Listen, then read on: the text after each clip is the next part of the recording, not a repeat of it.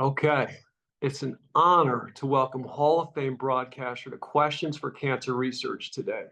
Great to see Mike Breen, the longtime NBA television play-by-play anchor for ABC, ESPN, and the MSG network. Mike, how are you?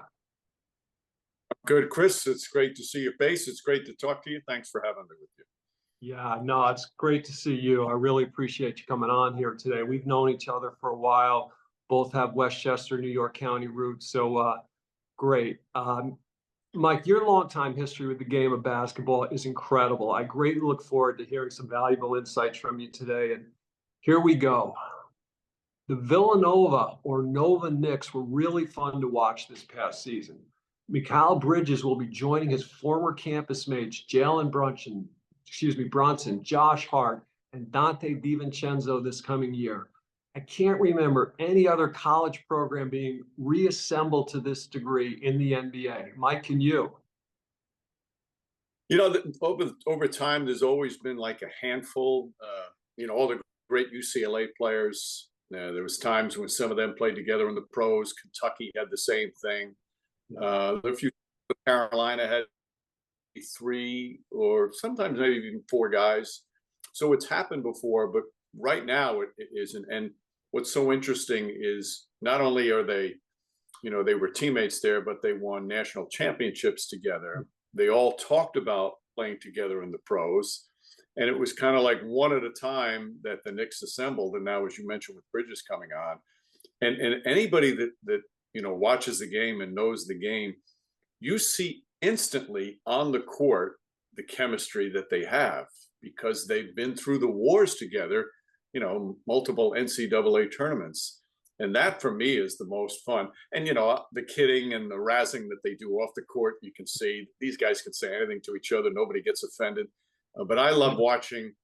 It just had that feel for each other on the court. And when you get new players, sometimes it takes a while to get acclimated in a new system. They bring in these guys and already they've got a comfort level. And that's, as you know, as well as anybody, that's huge. Yeah, it was pretty funny to see the back and forth this year, especially with Bridges at the Nets. And I just wonder sometimes, and you might be able to see it behind the scenes. I mean, do you think those three were really going after Leon Rose and management to say, hey, you got to get Bridges over here for us? You know what? I don't think so. I don't think they play that. I mean, that's also what's so cool about it is they weren't really lobbying. Would they tease each other a bit? But the thing is that particular player is a perfect fit. Like Leon Rose, who made, he's done an amazing turnaround of this roster and this team and the franchise. He's not going to acquire a guy because he's another Villanova guy. He's going to acquire a guy because he fits with what they want to do. And just as importantly, they all fit with the head coach. If you bring in a guy that isn't the type of player that Tom Thibodeau wants, and that's unselfish, that plays hard, that's available, that plays defense, it's not going to work because in the end, GM and a coach, they have to work together to construct a roster that not only makes sense financially, makes sense talent-wise, but makes sense in chemistry. And that's what, again, is the key to the acquisition. It's not because they're friends, they play good basketball together. Yeah, I mean, this is such a big business these days. I'm sure you're absolutely right. But the funny thing is, and given everything that you just said, so now all of a sudden you've got four college players reassembled on an NBA roster, and you naturally think, hey, this is going to be the chemistry is going to be as good as you get, and it very well may. But the funny thing that comes up is, the Knicks return proven NBA All-Star Julius Randle from a shoulder injury. And it's kind of funny, like easy or difficult to have him not feel like somewhat of an outsider on his own team. Now, these guys are professionals, but I'm sure there's got to be a little bit of work there to, just to make sure everybody's, comfortable with all this. And they're all professionals, I'm sure. Chris, that's a great point. And they're all very conscious of that. If you're on the Knicks and you're not on Villanova and you hear Nova Knicks, Nova Knicks, Nova Knicks, well, like how would the Nova Knicks feel if there were four Kentucky guys and they were talking about the Wildcat Wonder Boys or, anything like that? But the players individually they don't make a big deal of it. The fans make a big deal of it, the media, and we'd like to have fun with it too on our telecasts because it is a story, no question, and it's fairly unique. But I think the players make sure that it's not something that's in the locker room, not something that's on the practice, and that's important. Brunson leads the charge of that. So Julius Randle coming back, he knows where he stands in the NBA, and this is. We talk about Brunson's talent. We talk about what he's done to raise the level of play. His leadership is instrumental in their success, and part of that is making everybody feel like they're just as important as the next guy in whatever role that they play. And I really felt last year, Julius Randle, before he was injured, that wound up finishing for the season, that month and a half after they brought in OG Anunoby and they had Hart and DiVincenzo and Brunson and Hartenstein. I felt that was the best team basketball I've ever seen Julius Randle play. He's won his accolades, been all NBA twice. He's been 3-time All-Star. He wants to win now. And I think Brunson's influence on him and everybody else has everybody with that same mindset. Yeah. No, that's great, Mike. I will add, I could not think, but I did do a little bit of Googling, and the closest thing I could find was late 90s. The Celtics had Walter McCarty, Antoine Walker, and Ron Mercer from the 96 national championship team at Kentucky. And what was unique about that was they were being coached again by Rick Pitino with the Celtics. So that was pretty cool. I mean, it's happened over time, but again, like this is just so different. And let's not forget, Ryan Arcidiacono was on the team last year and wound up being let go. So he was another one last year that was on him. Who knows? Because they love him as a third string point guard. Who knows if he comes back and that would make 5? But again, it's fun to talk about. They're just all NBA players now who fit what this team wants to do. Yeah, no, it's really a lot of fun. And I will just say briefly before we move on, I thought it was really funny, when the Knicks went down maybe for game 3 or game 4 down in Philly this year. And, there were so many Knicks fans, the prevalence of Knicks fans, and you could hear them during the course of the game. And sure enough, for the next game, Michael Rubin went out and he purchased all the tickets. He felt too many Knicks fans had come down 95. But, you also think about how many of those Sixer fans were diehard Nova fans, right? I mean, are those guys really going to sit there? They're pretty hard to root against their Nova guys for the Knicks. I mean, it was a pretty interesting situation. I'm sure that there were some that were struggling with it, which way to go. But I think most Sixer fans, and from going down to Philadelphia the past 30 plus years, they weren't rooting for anybody on the Knicks. Yeah, I get you. All right, Mike. A few weeks back, Steph Curry spoke about the end of NBA dynasties as some of the game's cap rules change and more star players remain in place going forward. Possibly. In modern times, the league has a pretty consistent record of producing dynasties, beginning with the Celtics in the 60s, the Lakers in the 80s, the Bulls in the 90s, the Spurs over the first decade of this century, leading up to the Warriors' recent 13-year dynasty run. As the player contract numbers grow larger and you start getting into the complications of the second apron, it's certainly possible that we'll see more parity in the league. Is it likely that we've seen the end of dynasties in the NBA? No. Is it going to be more difficult for general managers and teams to keep core groups together? Absolutely, because the money is crazy now, and the league has to make sure that there's some kind of balance, and that the rich teams can't just go on and just keep purchasing, even though many of the times they go way over the cap and pay the luxury tax. But some of these billionaires, they can do that, and it's not a big deal. They just about winning, but you have to make it an even playing field. So even though some of the collective bargaining agreement details come, sometimes you'll scratch your head and say, why do they have that in there? It's for a good purpose. You want to give everybody a chance to compete for a title, and not just the owners that might have twice as much money as the other owners to spend and don't worry about the luxury tax. But as you know, Chris, even that teams figure out a way. There's some brilliant people in front offices around the NBA. There's some brilliant salary cap experts that each team has. That's part of the league now.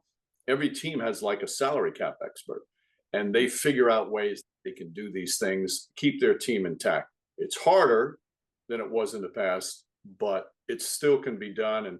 And I think dynasties will still be they'll still be around. There are stretches where it goes away. I mean, the last 6 NBA titles have been won by 6 different teams. So that goes to show you. But some of the top teams are still up there. But the change guard might happen soon. Yeah, no, absolutely. And the numbers are really getting pretty amazing. I think the Wall Street Journal, in a recent article, estimated that in about 8 years, the top players will be making $100 million annually. And I think to put that into perspective, I think Michael Jordan made about $94 million over the course of his career. So, I mean, just incredible, incredible numbers. Yes, and it's not so much the star players who get it, because the star players are what makes everything go from a fan standpoint, from TV rating standpoint. In many cases, if you don't have talent, you're not winning a championship. What is interesting to see is how much role players are getting. I mean, there are some players who aren't starters on teams who are signing 70 and $80 million contracts. Yeah. And it's mind-boggling. And it's funny, Chris, you think, well, it can't get any higher. How could it possibly go any higher? And it always seems to, because the demand is there for that, and the owners are willing to put the money in. Part of the problem, though, is that because so much money is being spent on rosters, et cetera, they have to recoup some of that back from ticket prices. And you just hope that the league doesn't outprice just the average fan, the average family that can. Right now, they go to one game, say a family of 4. It's a lot of money, especially depending on what market you go to. So somehow they have to balance where the average fan can still enjoy and go see a game in person. Yeah, that's really important. I mean, I think the opportunity for, and I can remember as a kid growing up in New York, right? I mean, anytime you made a trip down to Madison Square Garden, it was so special just to go in there. And we go down for college games, the Knicks games. I mean, it's really special for a young kid to be able to go to a professional game. Yeah, and especially at the Garden, I'm not objecting. There's so great atmospheres and arenas throughout the league. But as a New York kid who grew up rooting for the Knicks, that atmosphere was wonderful. And the first game I ever went to at the Garden, I was sitting way up at the top, and I just, I couldn't believe I was there. The electricity in the building, to see these players that you idolize down there on the court, it's a special experience. Yeah, no, hey, listen, there's been naysayers for 15, 20 years about the next NBA TV contract, and they just keep coming. And I guess the most recent contract, staggering. So, hey, it's a great product, and you do a great job with it, Mike. That's for sure. Speaking of that, you spent most of last season working with JJ Redick at ESPN. I thought he was excellent, seems to be incredibly bright, and has tremendous charisma. 2 great coaching characteristics. What are your overall thoughts on JJ coaching in the NBA, and also specifically for the Lakers as LeBron nears the end of his career? Well, he has, and you just mentioned it, he has all the criteria, he has all the characteristics to be not just a good coach, a great coach.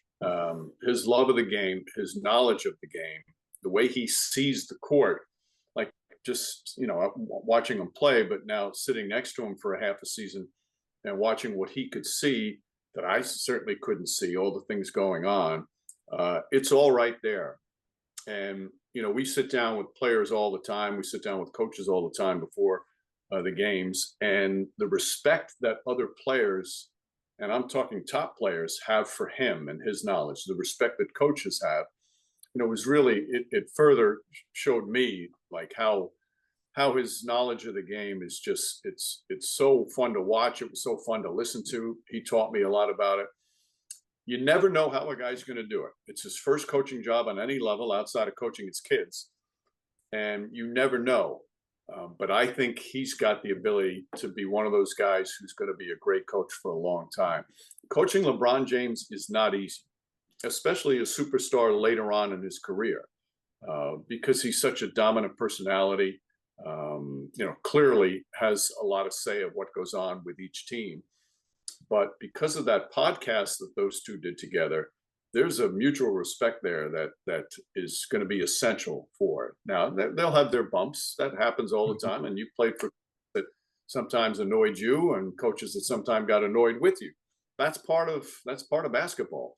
But as long as you have that communication skills and the dialogue to get through the rough times, and he has that with LeBron James, that mutual respect, I think it has a chance to be really special because, I hated to lose him as a broadcast partner, but I think he's gonna do fantastic as a head coach. Yeah, it's it's an interesting situation to be thrown into that spot without having never coached in the NBA. But I think he's up to the challenge. And it was funny as I was looking at that, and I think JJ is 40 and LeBron's 39. And it kind of got me back, the closest in age kind of brings back the old days of player coaches, a term the current generation is certainly not familiar with. And I looked it up on Wikipedia. There were a total of 40 player coaches in the NBA. The last ones being Dave Cowens with the Celtics in 79 and Kevin Lockery with the Sixers in 73. Certainly a bygone era there, huh, Mike? Can you imagine any that now? Although LeBron James, he's got a coaching mentality. He could probably pull it off. But there's just no way there's no way that today's day and age. Yeah, no, that is just so interesting. And matter of fact, it's funny to go back to the Celtics Knicks rivalry. I used to see Dave Cowens down here in Fort Lauderdale all the time. My God, what a nice person. Really, it's funny just to talk about some of the old days with the Knicks and the Celtics. Really a great guy. You talk about, that's part of my growing up and my love of basketball developed. Clearly I was a Knicks fan, but I loved a lot of the Celtics. Watched all the Knicks Celtic battles back then. I was a huge John Havlicek fan. And I just remember Dave Cowens, when you watch him, he competed so hard. Whatever he lacked in athleticism or skill, he overcame, and he had good athleticism and skill. And I remember when he coached, one of the teams he coached after he retired was Charlotte. And at his introductory press conference, they asked him, "Are you ready to coach?" And his comment was, he goes, "I'm like a cow at high noon. I'm ready to go." He just personality as well. So yeah, he was one of my. Definitely, you think back to him and battling and tough, and he and Willis going at it. But I remember Dave is kind of looking like maybe one of the first guys who not only was strong, but maybe was working out a little bit, was lifting weights. And I asked him about that, and Dave went to Florida State, and he said, "Chris, it was funny." He said, and you and I probably remember this, right? When we went to basketball camp in high school, they said, "Hey, whatever you do, don't lift weights. It's going to restrict your shot." And Dave said, "No." He said, "I knew I needed to lift weights." And he said, "There were some guys in my dorm who had a weight set." He said, "I'd go in there every night and the coaches didn't know it." But he said, I was always lifting weights on the sly. So it's so funny how that's turned where, don't lift any weights to today. I mean, right. You're not going to survive in that game without it. Conditioning, now there are more strength and conditioning people on the coaching staff than there used to be actual coaches. Back in the day, there was a head coach and one assistant, maybe one assistant. Now there's 4 or 5 assistant just for basketball. You have player development, you have the strength and conditioning, you have video coordinating staff. There's so many people on the staff now. It's crazy how many, and they all are part of the machine that make it better and make it easier and make these athletes, give them such a better chance to succeed. Yeah, I'm listening. It's very understandable. It's become such a big business, but it is very noticeable if you watch an NBA game and you see the 3 or 4 coaches on the bench, and then behind them, there's a pretty good number back there too. So it's quite a team of coaches. Yeah. Each team has a guy that his role during the game on the bench is when a play comes up and you're not sure if it was a right foul call or not, or right out of bounds call. His job on the bench is to check because they all have their iPads on the bench, check the replay as quickly as he can to let the coach know if he should challenge that call or not. And believe it or not, you need to have somebody who's really good, who's going to be able to see it and say, in a very quick time period, be able to turn to the coach and say, don't challenge. We're not going to win that challenge. And that just, again, shows you the growth of the coaching staff. Yeah. No, listen, it's a science. You have technology. I mean, everybody's looking for every bit of cutting edge. I mean, that's just how competitive a product in a league it is. It's not surprising. Mike, let me ask you, go back. This was a tough miss for the Knicks, the franchise in itself. And we're back in March of 2014. The Knicks hired Phil Jackson as team president. It was a five-year deal. However, by June of 2017, both sides had agreed to part ways. It was a hiring that provided a great deal of hype and hope for the New York fan base. Phil had accumulated 9 world championships as a coach and 2 as a player with the Knicks. Expectations were very high. Unfortunately, the combined team record over the ensuing 3 years was 80 and 154. Just nothing seemed to go right. There was a fair amount of commentary in the New York press that Phil may not have been all in as he neared age 70 and had a fiance on the other side of the country running the Lakers. Any thoughts, Mike, as to why things didn't work out with Phil and the Knicks? There are a couple of factors. Sometimes you are a legend in one part of the sport, and the other part, it's just not the same. He clearly is one of the greatest coaches in the history of basketball on any level. Other things can be injuries. For example, the Kristaps Porzingis drafting. A lot of people were unsure about that. He comes in and right away you knew how good he was going to be, and he was on the verge of becoming one of the premier players in the league, and then wrecked his knee, and that completely changed things. The other thing I think that had an impact, Chris, was when Phil coached, he obviously coached the triangle. That was his baby. That was a big part of his success, both in Chicago and in LA. Certainly, the triangle works better when you have people like Michael Jordan and Kobe Bryant. But the triangle was a great, successful system for him.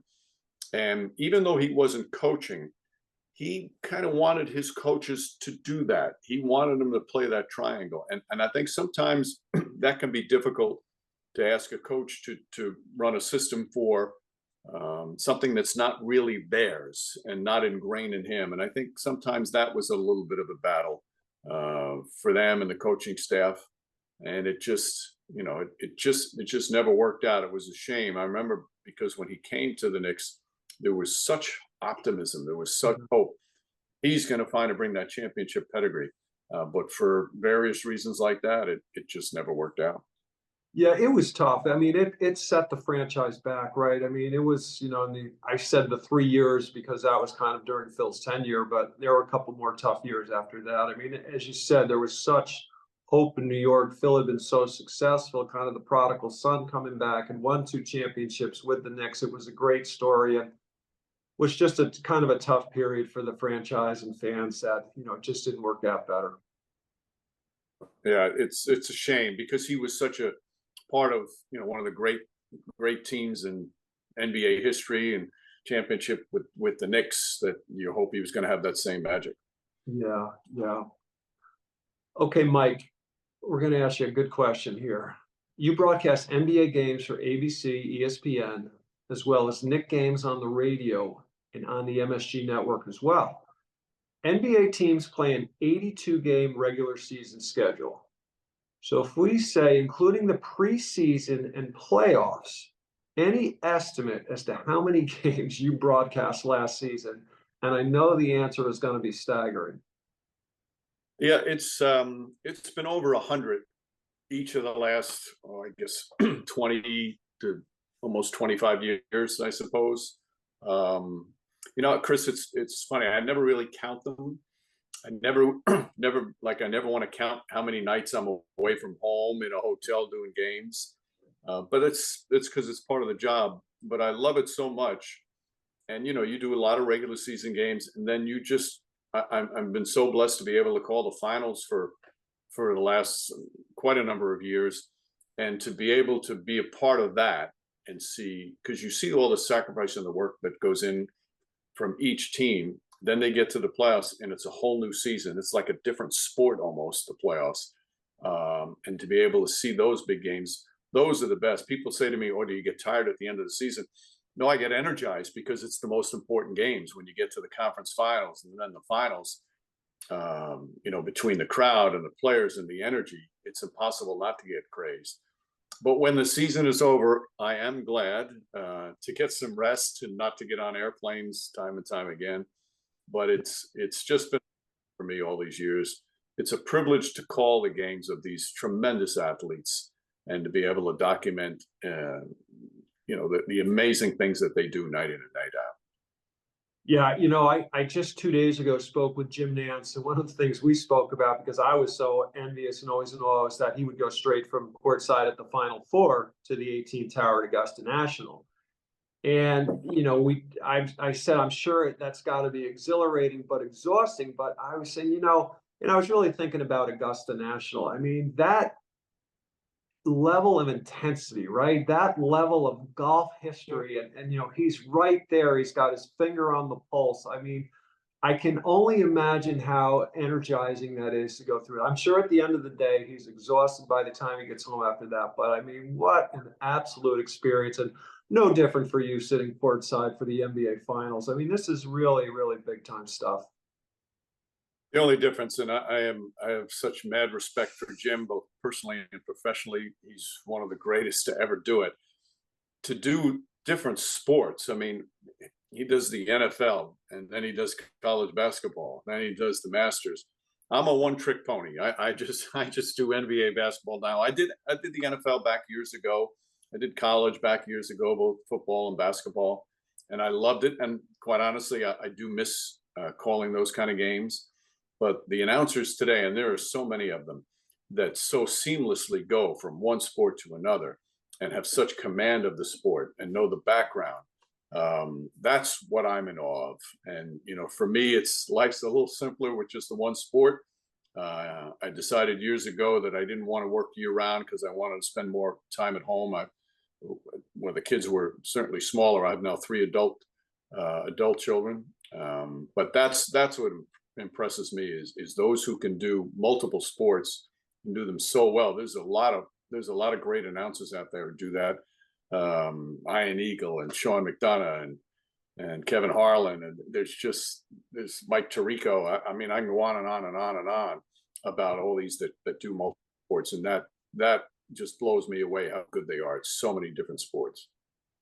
Yeah, it's funny. I'd not only spoken to Jim, but I'd spoken with Joe Buck several weeks back, and in both their cases, He does, like baseball, football, doesn't matter. He's great at everything. It's amazing. Yeah, Joe is right there, and Joe has twin 6-year-olds. And I think Joe's probably 2 or 3 years younger than I am. Jim's probably got an 8 and a 10-year-old home now. So Jim did step away from the NCAA tournament this year, and Joe cut back on the baseball. But it's when you do it for that long and that many years, and they're so good how they can jump back and forth. But it's a lot. It really is a lot.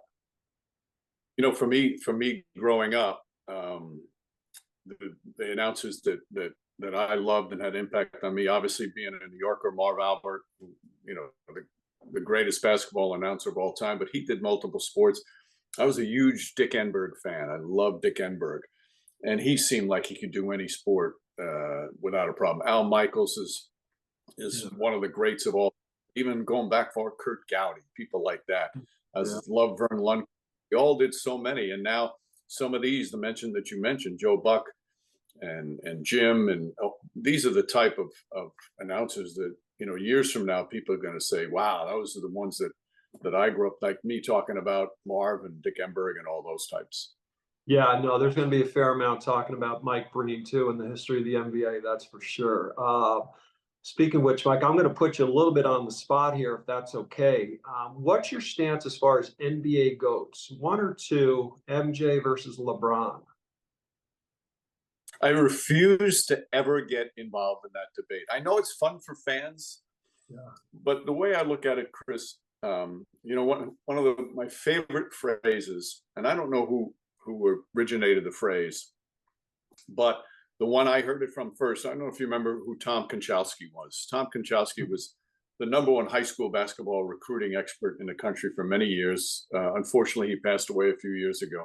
One of the finest men I've ever met in my life. And Tom used to always say this phrase, comparison is the thief of joy. And I love that phrase. And when you start saying, okay, who's better, LeBron, you wind up having to criticize the one that you don't pick.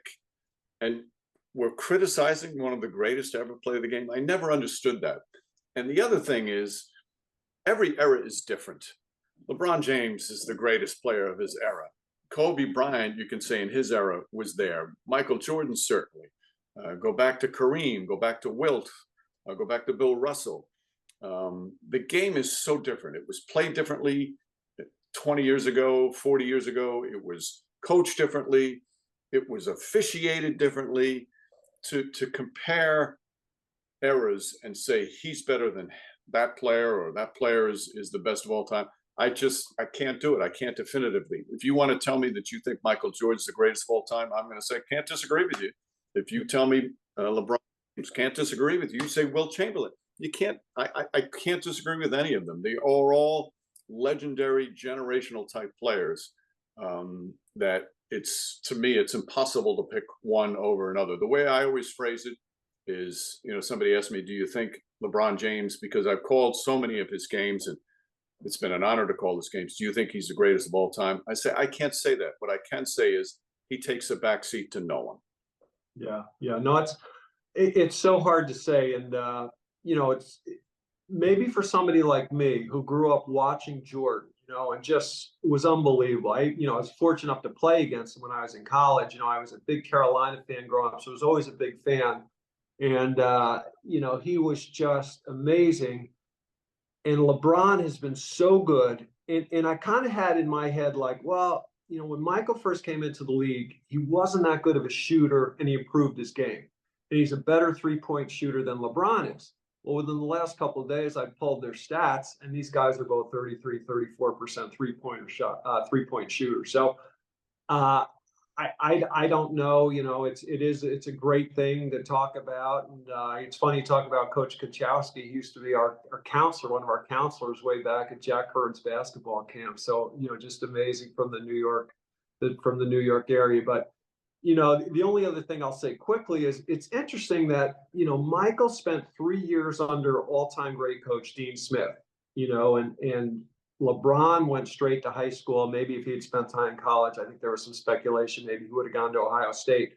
So sometimes you wonder, how much does that play into it? Almost like J.J. Redick spent 4 years with Coach K, right? I mean, how much is that going to help? So, whether or not that weighed into it, but it's pretty hard, like you said, to say that LeBron James takes a backseat to anybody, and I'm in agreement with you there. I think it's just too hard to say. And then, if you ever go back to, what about Magic Johnson? What Magic Johnson accomplished and was winning at the same time. Larry Bird, they're all in that, for me, all in that conversation. I refuse to, and I couldn't possibly, I'm not smart enough to rate them in terms of who I think. I just think they're all so damn special. I agree. It's perfect. They're all so damn special is right. Okay. Mike, bounding and astounding, dancing and prancing, slicing and dicing, posting and toasting, swooping and hooping. How special has it been working with the seemingly ubiquitous NBA legend Walt Clyde Frazier all these years? It's been one of the true joys of my life. When I think back when I was a kid, I grew up in Yonkers, New York, which right on the border of the Bronx, and was a Knicks fan. And I think when I was around 10 years old, I was one of 6 boys. We hung up in the house a poster of Clyde.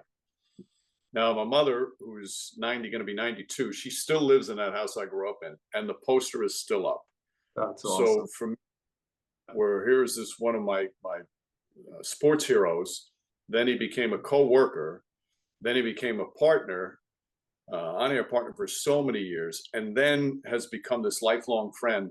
I mean, I just can't make this up. I can't even begin to thank him for how he embraced me, respected my job, and it's almost like from the first broadcast we did, it just seemed to click. That doesn't always happen, Chris. Sometimes it takes a while, but Yeah. it's wonderful to be with him. And you know the interesting thing about him, Chris. I mean, there's so many interesting things, but there are some former players, and we talked about the money before, who are a little bitter about they were great players and didn't even have a fraction of what some of today's role players are making. I think the most money he ever made in one season was $400,000. And here's one of the Wow. greatest players, but there's no bitterness to him, none. He admires and respects the talent, the skill level of these players, the physical condition they're in. There's no bitterness at all. He enjoys watching the game as much as he always does. Now, if he sees bad fundamentals or selfish play, man, he's all over that. That's something he would not tolerate. But he has something, you know, I think the best way to talk about his in New York, he has so embraced of who he is and what he means to the New York fans.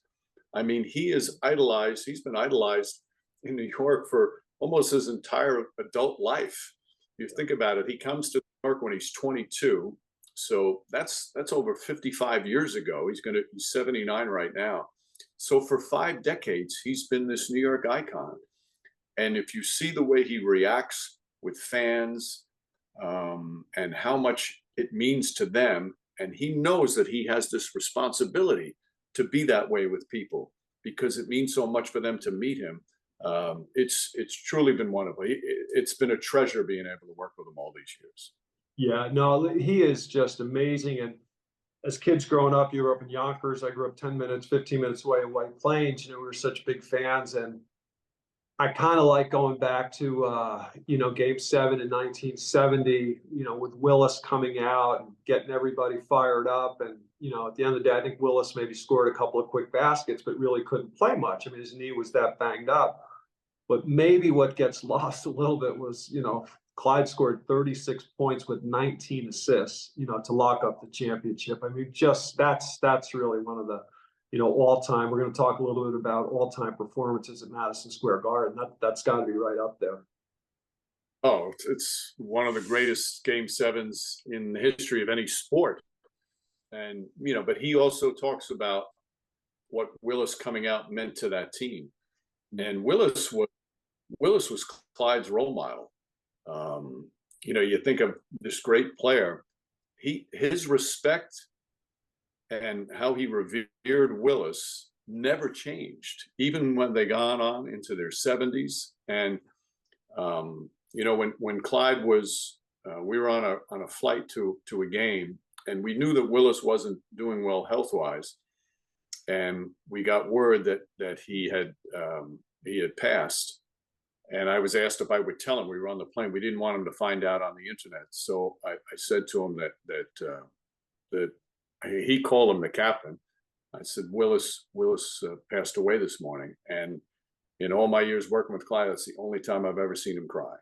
Wow. And because that meant so much to him, both as a teammate and as somebody to look up to and emulate as a role model.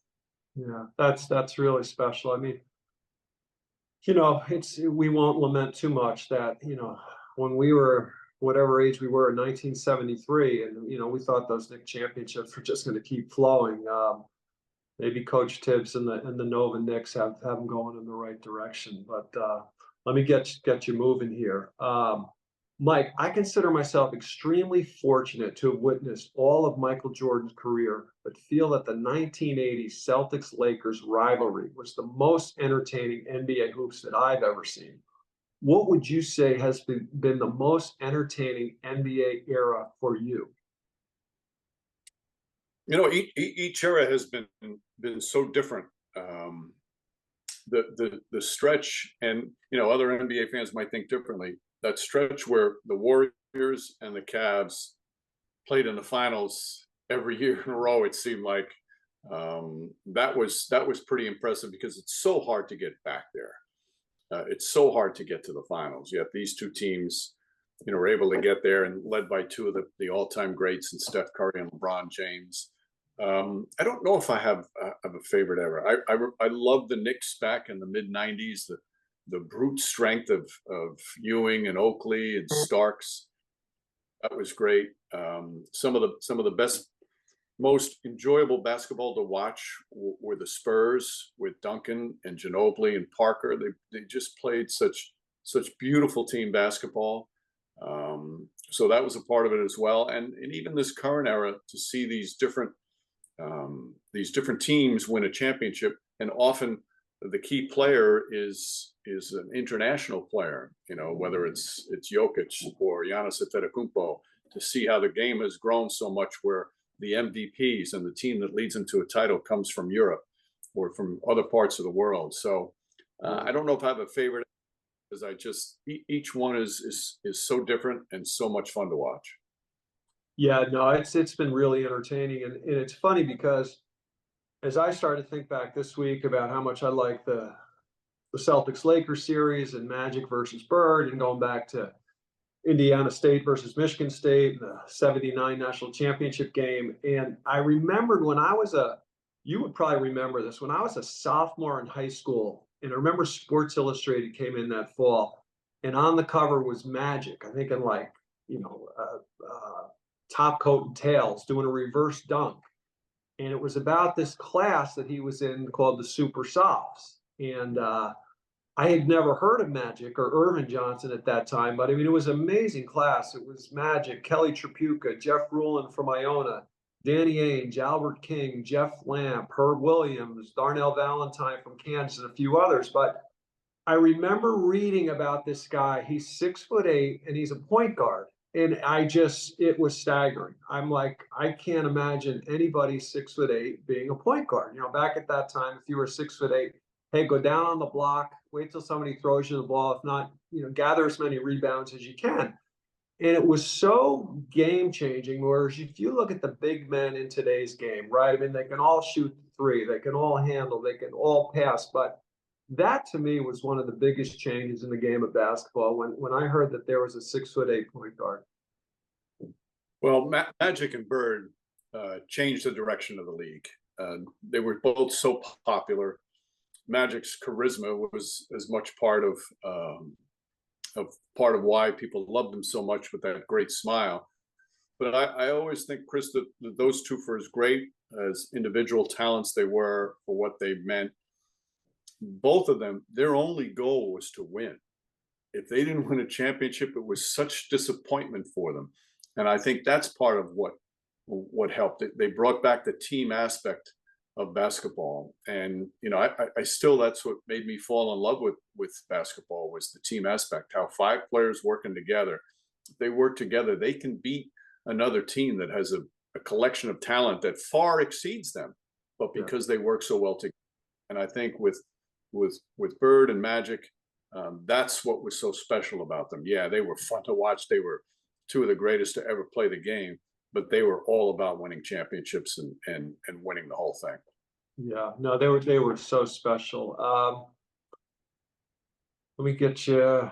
Okay, here's a good one. Mike, the NBA's best players love to play at the Garden, and there have been some amazing performances. In your opinion, what player has provided the New York faithful with the best individual performance at the Garden? Again, it's hard to pick one. When I first got into doing the games, I saw Patrick Ewing do amazing things on a nightly basis. Michael Jordan's double nickel game when he returned and had the 55. Saw Kobe and LeBron triple doubles with 50+ points for LeBron. Steph Curry had a 60-point game, although he lost that game at the Garden. I saw Anthony had 60+. I saw just recently Jalen Brunson turned in one of the great performances of all time. There's just so many that have come in and just been magnificent. James Harden had these incredible scoring output games. So you're right about the players, and people say that, oh, you're not objective because you're a New Yorker, but the players, almost to a man, especially the stars, Chris, that's their favorite arena to come play with on the road because of the way it is, the lighting. There's usually celebrities there. It just has a feel of like a Broadway show, and the crowd is electric. So there's been a lot of good ones over all the years. Yeah, they really have. And I had researched this a little bit, and I can remember, going back, Christmas Day '84, Bernard King getting 60. But I think the one, and I don't want to get you or myself in trouble with Knicks fans, but I don't know if I've ever seen anything like May 7th, 1995, right? Reggie Miller coming in here, conference semifinal game one. Knicks are up 6 points with about 19 seconds to go. We all remember Spike Lee being right there. Reggie hits the three, steals the inbound, does a step back, hits another three. Knicks come down, miss foul shots. Reggie comes down and hits 2 free throws to win the game. I'm not sure I've ever seen anything like that before. That was just incredible. That was the most deflating loss ever for the Knicks. Has to be there. I was doing radio that day, and I'm not trying to pat myself on the back, but I remember saying late in the game, Knicks had taken the lead, and some of the crowd was leaving because it looked like the game was clearly over. And I remember saying on the air, I was working with John Andres at the time, who was such a wonderful broadcaster and a great friend for so many years. I remember saying to John, where are they going? Don't they know Reggie Miller's in the building? And then he performed the unthinkable. And when I said it, I had no thought that Reggie Miller was going to be able to turn it around. I just were like, you still got to stay to the end because you never know what happens. Donnie Walsh, who was the GM of the Pacers, he went back to the Pacer locker room before the end because he thought it was over as well. And then all of a sudden he's hearing noise going on. So everybody who was there has a story. The place was so quiet when the final buzzer went off. You couldn't believe that they had just lost that game. That was a bad memory for the Knicks and their fans. That was a tough one. It was pretty amazing to see after all this time how the fans and Reggie were going at it this year during the playoffs. That was pretty interesting. Yeah, you know what? Some players, as you know, that type of thing just energizes them and it motivates them. Jordan was the same way. Other players in buildings like that, pressure like that, Wilt. That's, to me, that's one of the fun things in seeing at crunch time and the most important time when the pressure's on, when everybody's against you, the players who are able to take that step, rise above, and come away with something special. Yeah, no, that was just incredible. But I mean, just, what a magical place for you to be in, night out. Mike, you're great. I'm going to hit you with a couple of quick ones. We're going to let you get going here. I know how much you love the game of golf. How's your golf game these days? Are you putting a beating on Mark Loomis up there in New York? Mark Lewis, who longtime producer in the sports television business and a great friend of both of ours, who I love playing. No, I will never beat him. I like to play with him because he gives me tips, because I'm very erratic. I've always been an erratic golfer, Chris, but also hoping for that next round is going to be that round of the year. But I'm still searching for this summer's round of the year. Listen, you're close. You're a good player without a doubt. I know you're getting better and better by the year. Mike, you play 2 of the best courses in the world on a regular basis at Winged Foot. I know how special that is. You've had the privilege of playing some of the all-time great venues. Could you say definitively, do you have a favorite golf course? For me, it's Winged Foot, and part of it is because I grew up there. I worked there as a kid. I worked there for 7 years. It put me through college. I was a car parker there. And the course was beautiful. The membership was so welcoming. So that place has a special spot. But I mean, there are so many great courses. I've had the opportunity, Shinnecock, Pine Valley. I live out in Long Island. There's a place called Friar's Head, is one of the best courses in the entire country. national golf links. I mean, there's you and I, we could spend the next hour talking about our favorite golf courses. And the beauty of it is every once in a while you go to another course that you've never seen and you can't believe you've never heard of this course or never played, and it's so magnificent. And golf is, it's such a great game individually because it challenges you, and you know, your competitiveness wants you to get better individually, or if you have matches. But my favorite part of golf, I've made so many unbelievable lifetime friends because of golf. People I'd never met before, all of a sudden I play with, and after you spend 4 hours with them and you get to know them a little bit, all of a sudden they're new, wonderful friends that you have. And people, I've had people say to me, I don't want to play golf. It takes too long.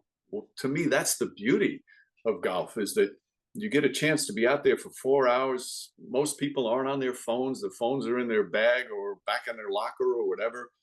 And you just get to spend real quality time with people. So for me, it's the best social event. And I've made so many wonderful friends with the game. That's my favorite part. Yeah, no, it is really special. And I think to still have courses like Winged Foot where, hey, if you're going to come out here and play, you can't bring your cell phone, right? I mean, some people, they just can't fathom that, but it's wonderful that you have to go 4 hours without a cell phone. You know, you and I, a few years ago, courtesy of Jim Lynch, played Shinnecock, and I played a lot of the courses you just said. I mean, I could never really comprehend, like, well, Chris, was Shinnecock better than Pine Valley? I couldn't possibly say that. You know, I mean, I was just thrilled to be able to play both of them. They're just unbelievable courses. I just think it gets so hard to say that, you know, one of these courses is better than the other. Like, is Michael Jordan better than LeBron James? Same. Exactly. I got you. I got you. Well said there, Mike. Right on par there, bud. Mike, here we go. Here's where it's good to have some local knowledge, because I don't think people really know this. There's a great group of referees to come out of the Westchester area, including you. I was fortunate to have the likes of the Eddie Corbett's and the John Letchers ref my grammar school and high school games. And I know that you did some refereeing with my brother-in-law, Bob Adams, a longtime Division I referee. Tell us about your refereeing career. Well, the three you mentioned, and they worked in a grammar school league in Westchester County. That's where I got my start, in that grammar school league. And it was thanks to a guy by the name of Jimmy Power. Jimmy's son, Jerry, was my backcourt mate at Salesian High School in New Rochelle. And Jimmy was a long-time high school and college referee. And he asked me if I wanted to do it. And he goes, you can make a little side money. And so I started to do it, started with high school games. And to this day, I miss it, because I loved being a part of the game that way. I loved the camaraderie with the fellow referees. It was such an invigorating thing to do. And I got up to the junior college level. I did some junior college stuff, but I loved every level. Although I do remember one of the first games I did, used to do these double headers, grammar school. And it was you do 5th and 6th and then 7th and 8th. And I did a 5th and 6th girls game. And I remember calling a foul on a girl, and she started crying. She was so upset because I called a foul. Oh, I'm like, no. I'm so sorry, so sorry. And those girls games back then, there were, and the same with the boys 5th and 6th, there were 80 jump balls every game. That's all it was. Somebody would dribble, they'd lose the dribble, a jump ball. And you know, it's made me think of something else, Chris. I remember doing those girls games back then, and then later on, I did WNBA basketball, Olympic basketball. The growth of women's basketball from when I was first exposed to it to now is one of the most incredible growths I've seen in any sport. And when I talk about that, obviously popularity, but also the skill level and how spectacular these women athletes are from when I first started covering the sport or became aware of the sport. And I always think back to those games when I was doing 5th and 6th grade. And sometimes some of the schools didn't have enough girls to fill the team all the time. And now it's this sport that has just absolutely exploded across the country.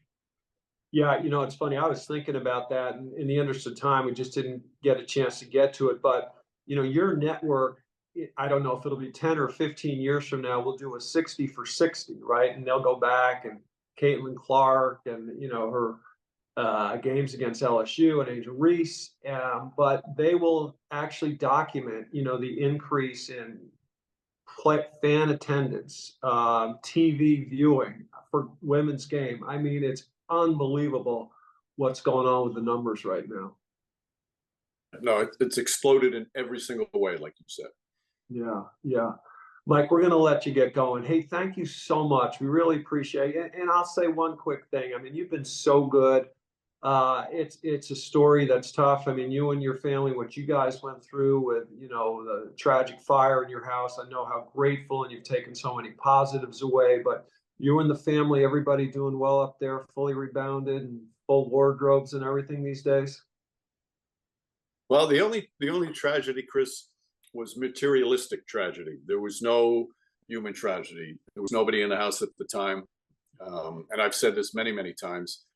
What came from that for me was a remembrance, and just it was a reminder that I have so many wonderful people in my life, because after it happened, the amount of people that reached out was overwhelming. And it was a wonderful reminder that humanity is just fantastic when you need it, and that's what I take away. Not the stuff that we lost in the fire, the love and support that we received afterward is what I remember the most. No, that's wonderful, Mike. You're a great announcer. You're a very special person. I can't thank you enough. We look forward to getting back up there to New York next summer, and hopefully our paths cross down here in Florida sometime this winter. Well, you're only saying those nice things so I give you strokes the next time we play. I'll take whatever I can get. That's for sure. You're very kind. I notice you're getting Loomis lessons up there. I used to benefit from those. I don't get them anymore. Chris, to stay in touch and be on with you. So look forward to seeing you in person soon. Okay, Mike. Thanks so much.